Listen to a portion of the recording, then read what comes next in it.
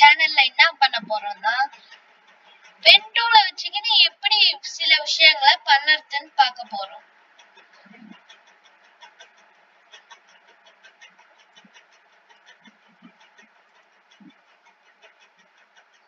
இப்படி வச்சு நம்ம இப்படி வரைச்சா இந்த மாதிரி வரும். ஆனா நம்ம இந்த மாதிரியே பண்ணிட கூடாது. இது தொட்டுட்டு இப்படி பண்ணும். இப்படி பண்ணா ஒரு ரவுண்ட். அது கீழே ஒரு வீடு மாதிரி ஒண்ணு பண்ணலாம்.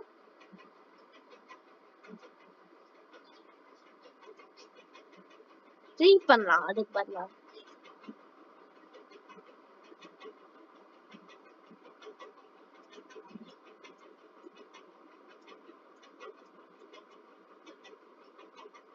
Brown colour tree வச்சுட்டாச்சு.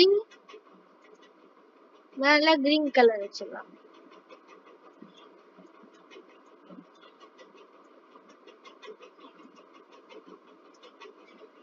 நம்ம என்ன பண்ணோம்னா இங்க கலர்னு ஒரு ஆப்ஷன் இருக்கும், அதை தொடணும். அப்புறம் நம்ம அங்க போனா இது வரும், இந்த பேட். இந்த பேட்ல நம்ம இதை தொட்டோம்னா கலர் இங்க வரும். இதை நம்ம இப்ப தொட்டோம்னா இந்த கலர் வரும். இந்த கலர் இங்க தொட்டோம்னா இப்படி வரும். இதை இங்க தொட்டாலும் இங்க வரும். இந்த பென் டூலை வச்சு நம்ம இப்படியும் பண்ணலாம். அதுவே நம்ம இப்படி பண்றோம். இப்படி ஷார்ப்பா ஒரு விஷயத்த வரைஞ்சிருக்கும். அதை நம்ம ஸ்மூத் பண்ணறதுக்கு என்ன பண்ணணும்? Smooth tool. இந்த டூலை வச்சு நம்ம ஸ்மூத் பண்ணணும்.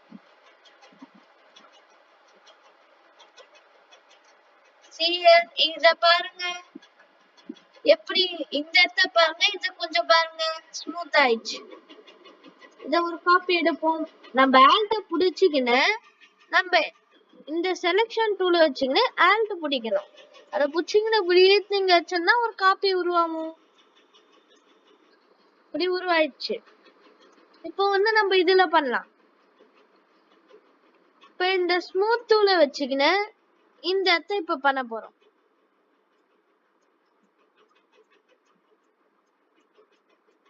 ஸ்மூத் டூல யூஸ் பண்றப்ப நாம என்ன பண்ணணும்னா, நம்ம முதல்ல இந்த விஷயத்த செலக்ட் பண்ணித்தான் நம்ம இந்த ஸ்மூத் டூல் வச்சு ஸ்மூத் பண்ண முடியும்.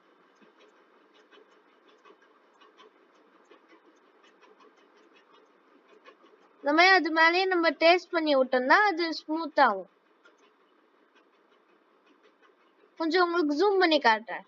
இதுதான் ஜூம் டூல். இதுக்கு ஷார்ட்கட் G.